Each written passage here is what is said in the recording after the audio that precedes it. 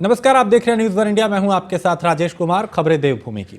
बागेश्वर उपचुनाव के लिए बीजेपी ने प्रत्याशी घोषित कर दिया है। बीजेपी ने पार्वती दास को बागेश्वर से उम्मीदवार बनाया है। स्वर्गीय चंदन राम दास की पत्नी है पार्वती दास, और चंदन राम दास के निधन से खाली हुई थी बागेश्वर विधानसभा की ये सीट, जहां पे बीजेपी ने उम्मीदवार के नाम का ऐलान कर दिया है और चंदन राम दास की पत्नी को ही यहां से उम्मीदवार बनाया है।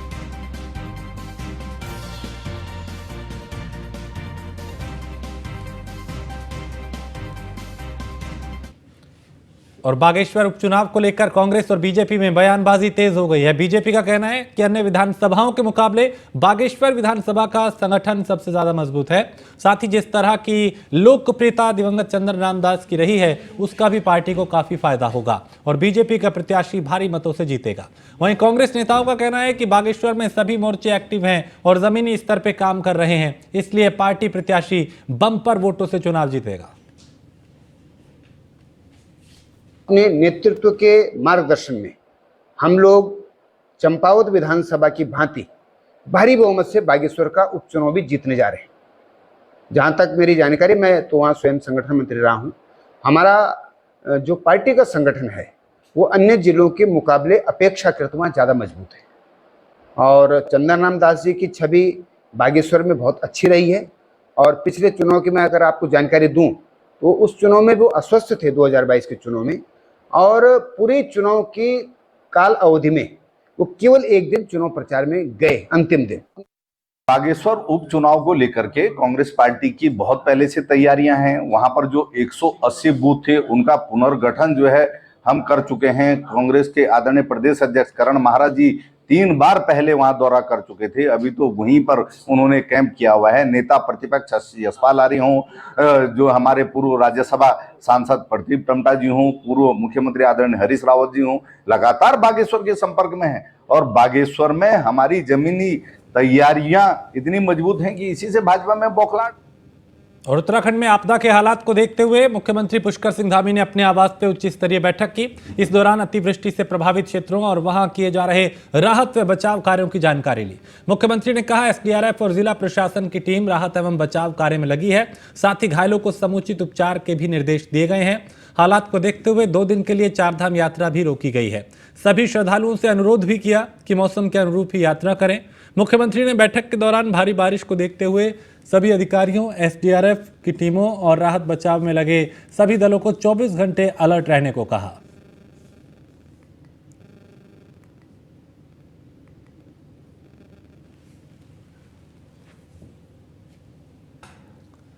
और खबर टिहरी से है, जहां शिवपुरी टनल में फंसे 114 इंजीनियर और मजदूरों को निकाला गया है। मुनि की रेती पुलिस ने सकुशल रेस्क्यू कर इन सभी को निकाला और टनल के बाहर मलबा आने से नहीं हो रही थी पानी की निकासी।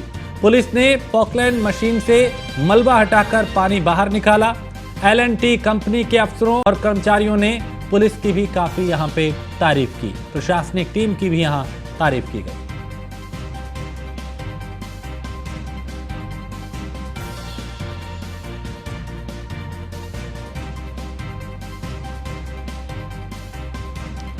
और मूसलाधार बारिश के कारण देहरादून के मालदेवता इलाके में देहरादून डिफेंस कॉलेज की बिल्डिंग ढह गई। बारिश और बाढ़ से एक भव्य इमारत ताश के पत्तों की तरह ढह गई।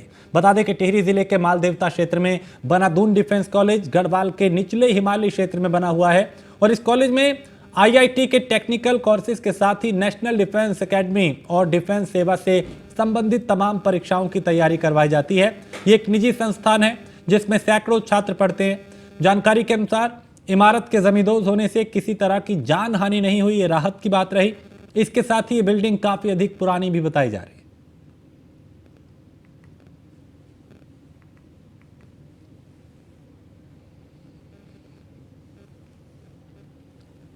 चमोली के पीपलकोटी में बारिश ने जमकर तबाही मचाई है। रविवार देर रात से हो रही बारिश के कारण कई गाड़ियां बह गई। बादल फटने के कारण मलबे के ढेर में कई गाड़ियां दब गई। नगर पंचायत पीपलकोटी का कार्यालय पूरी तरह मलबे के ढेर में तब्दील हो गया। यहां रह रहे सफाई कर्मियों ने किसी तरह भागकर अपनी जान बचाई। बादल फटने के बाद वो यहां से सुरक्षित स्थानों पर चले गए।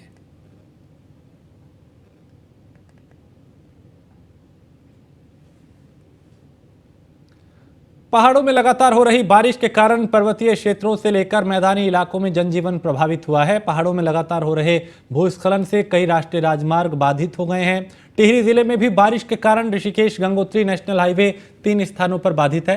जिलाधिकारी मयूर दीक्षित ने राष्ट्रीय राजमार्ग 94 का निरीक्षण किया और निरीक्षण के दौरान डीएम ने एनएच पर हो रहे जो भूस्खलन है उसको लेकर जानकारी ली और जिलाधिकारी ने विद्युत विभाग को भूस्खलन क्षेत्रों पर स्थित अविद्युत पोल को हटाने जबकि ज़्यादा खतरा होने पर परिवारों के विस्थापन को लेकर राजस्व टीम को निरीक्षण की कार्रवाई करने के निर्देश दिए।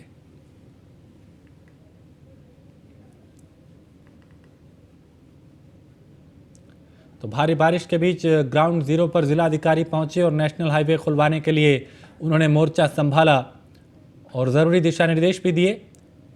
क्योंकि बारिश के चलते कई रास्ते बाधित हैं, भूस्खलन के चलते कई रास्ते बंद हुए, जिसके चलते लोगों को कई तरह की दिक्कतें हो रही हैं और यहाँ जिला प्रशासन भी पूरी तरह से उसे लेके एक्टिव दिखाई दिया।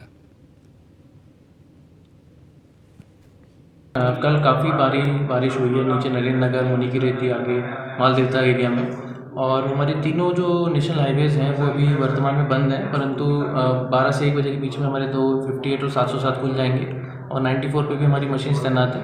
काफ़ी भारी बारिश लगातार होने और धुंध होने की वजह से NH 94 को खोलने में काफ़ी दिक्कत आ रही। कल मेरे द्वारा उसका निरीक्षण किया गया और जो भी वहाँ पे ऑपरेटर्स हैं वो काफ़ी मेहनत कर रहे हैं, विपरीत परिस्थितियों में भी कार्य कर रहे हैं और प्रयास कर रहे हैं कि जल्दी से जल्दी रोड खुल सकें।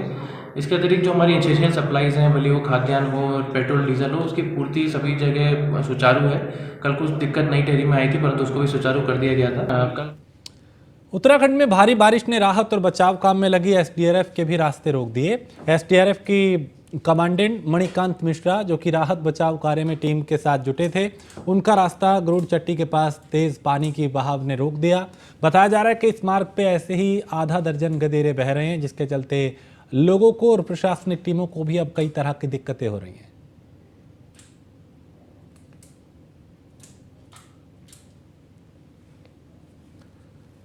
उत्तराखंड में बारिश का कहर जारी है। हरिद्वार में गंगा नदी खतरे के निशान से ऊपर बह रही है और गंगा का बढ़ा जलस्तर यूपी के लिए खतरा ना बन जाए, इसलिए गंग नहर को बंद कर दिया गया है। सभी बाढ़ चौकियां अलर्ट पर हैं। मौसम विभाग ने जिले में भारी बारिश की चेतावनी दी है और जिसे देखते हुए 1 से 12वीं तक के सभी स्कूल बंद हैं। आंगनबाड़ी केंद्रों को भी बंद किया गया आज के लिए। गंगा जी की स्थिति अभी हमारा जो डेंजर लेवल होता है 2 चरण में होता है, तो अभी गंगा जी अपने लेवल से लगभग 75 सेंटीमीटर ऊपर बह रही है और सुबह 4 बजे हमारा गंगा का जो जल स्तर था मैक्सिमम रहा, जिसका लेवल लगभग 294.95 रहा था और जो जिसका डिस्चार्ज 3,16,499 क्यूसेक था।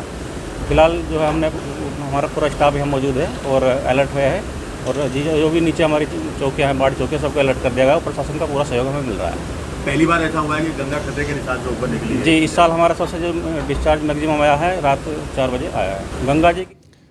और यहाँ एक छोटे से ब्रेक के लिए रुकेंगे। ब्रेक के उस पार कुछ और खबरें।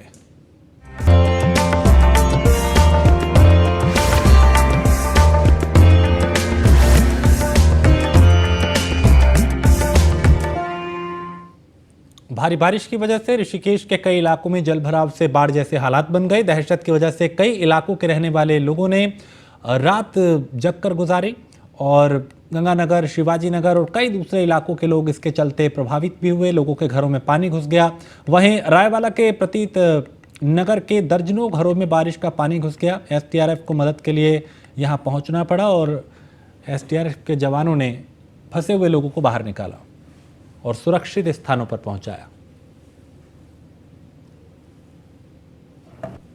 रूम में जा रहे हैं, दूसरी जगह पानी आ रखा है रूम में, इसलिए दूसरे रूम में जा रहे हैं। क्या नुकसान हो गया है पानी हाँ, का? बहुत नुकसान हुआ है। क्या हुआ है? पानी घुस अरे गया उसमें रह नहीं सकते हैं, पूरा रूम भर गया है। तो अभी कहाँ जा रहे हो? अभी दूसरे जगह जा रहे हैं, रूम खाली करके। तो कोई सरकार की तरफ से कोई आदमी आया तुम्हारे लिए? नहीं, हमारे लिए कोई नहीं है। यहाँ कितने घरों में पानी होगा? बहुत घरों में पानी है, सभी घरों में। जिलाधिकारी सोनिका ने अडानी प्लॉट रायवाला में जलभराव क्षेत्र का निरीक्षण किया और जिलाधिकारी ने सिंचाई विभाग को पानी निकालने के लिए पंप बढ़ाने के निर्देश दिए। साथ ही क्षेत्र में जलभराव ना हो इसके लिए ड्रेनेज प्लान बनाने के निर्देश दिए। जिलाधिकारी ने क्षेत्र में एसडीआरएफ लगाने के निर्देश भी दिए हैं। मकानों में जलभराव की स्थिति में लोगों को वहां से सुरक्षित स्थान पंचायत घर एवं स्कूल में शिफ्ट करने के भी उन्होंने निर्देश दिए। काफ़ी भर गया है और पानी बढ़ता ही जा रहा है। तो पंप तो हमने लगाया है यहाँ पे, करीबन 2 पंप, कल भी हमने एक लगाया था जो पाइप फट गया था जिसका, और आज भी एक पंप लगा हुआ है। और अभी मैंने बात की है, यहाँ पे कम से कम मिनिमम 4 पंप लगाने की आवश्यकता है और पानी जो है पीछे की तरफ जाएगा। तो अभी हम व्यवस्था कर रहे हैं, सोल्यूशन निकालने की कोशिश करें। काफ़ी कोटद्वार में खोर नदी के उफान पर आने से गाड़ीघाट यानी जो गाड़ीघाट, झूला पुल बस्ती और काशीरामपुर तला में करीब 15 मकान बह गए। प्रशासन ने लोगों को सुरक्षित स्थान पर शिफ्ट किया है। वहीं कोटद्वार में स्टेट हाईवे 9 में दुगड्डा ब्लॉक मुख्यालय के पास भूस्खलन से सड़क बंद हो गई। कई जगह वाहनों का संचालन भी ठप हो गया। बारिश कल रात फिर 8 बजे से कोटद्वार में हो रही है और मुझे लगता है कहीं ना कहीं पहाड़ों में भी बारिश होने के कारण खो नदी, मालन नदी और सुखरो और हमारे सारे नाले लगभग उफान पर हैं। कल रात से ही 1:30-2 बजे से हम लोग सभी लोग, चाहे वो हमारे पुलिस वाले हों, एसडीएम हों, हम लोग हों, सब लोग अपना प्रयास करके लोगों को नदियों के किनारे से हटवाया, चाहे वो गेवई स्रोत हो, चाहे वो कुष्ठ आश्रम की जगह हो, प्रयास करके लोगों को बाहर निकाला है। स्थिति अभी गंभीर है, सने की तरफ भी काफ़ी गंभीर स्थिति है। अफसरान को लगा रखा है। पानी जैसे नीचे होता है प्रयास किया जाएगा कि गांव तक पानी ना पहुंचे। और देहरादून के मालदेवता इलाके में भारी बारिश से काफी नुकसान हुआ है। इलाके में बहने वाली सौंग नदी के बढ़े जल स्तर के कारण कई होटल, रिजॉर्ट भी इसकी चपेट में आ गए। इलाके का जिलाधिकारी ने निरीक्षण किया। बता दें कि इस बीते साल भी इस इलाके में भारी बारिश से काफी नुकसान हुआ था।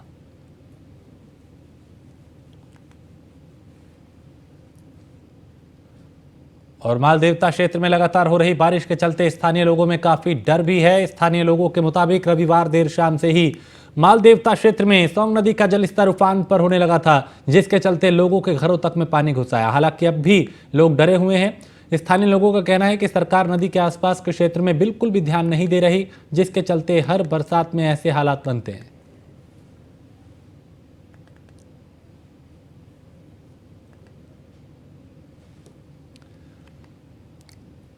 और केंद्रीय रक्षा राज्य मंत्री व नैनीताल के सांसद अजय भट्ट ने कालाडूंगी क्षेत्र में आपदा प्रभावित क्षेत्र का दौरा किया और प्रभावित क्षेत्रों का दौरा करते हुए केंद्रीय मंत्री अजय भट्ट ने स्थानीय लोगों और ग्रामीणों की समस्याओं को सुना और जल्द से जल्द उन तक मदद पहुंचाने का आश्वासन भी उन्हें दिया। इस समय जिसे हम कहते कहर है, ऐसा जगह जगह देखने को मिल रहा है। रास्ते बदल दिए हैं नदी में और जो मकान अगल बगल में थे, कई मकान ढह गए हैं। मैं काठगोदाम से यहाँ तक देख के आ गया हूँ।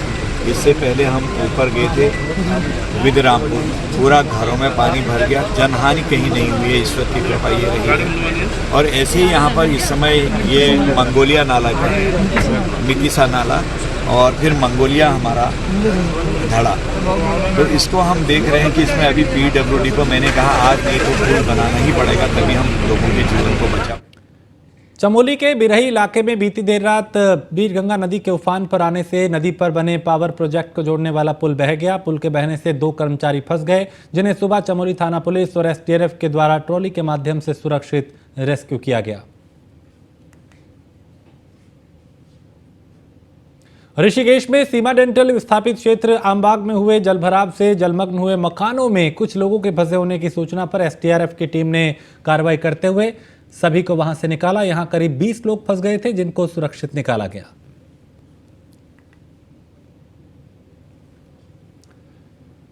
रुड़की के बेलड़ा गांव में मामूली बात पर 2 पक्षों के बीच खूनी संघर्ष हो गया। आरोप है कि विवाद के दौरान एक पक्ष ने गोली चला दी, जो एक बुजुर्ग को लगी, जिन्हें नजदीकी अस्पताल में भर्ती कराया गया है। तनाव को देखते हुए यहां पुलिस बल को तैनात किया गया है और पुलिस मामले की जांच कर रही है।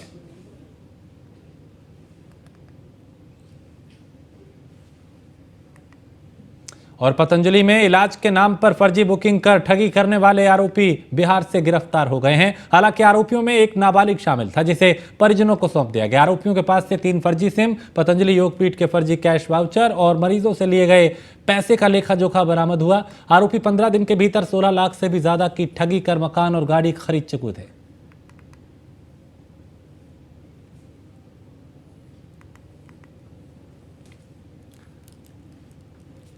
और इसी के साथ इस बुलेटिन में फिलहाल इतना ही। आप बने रहिए न्यूज़ 1 इंडिया के साथ।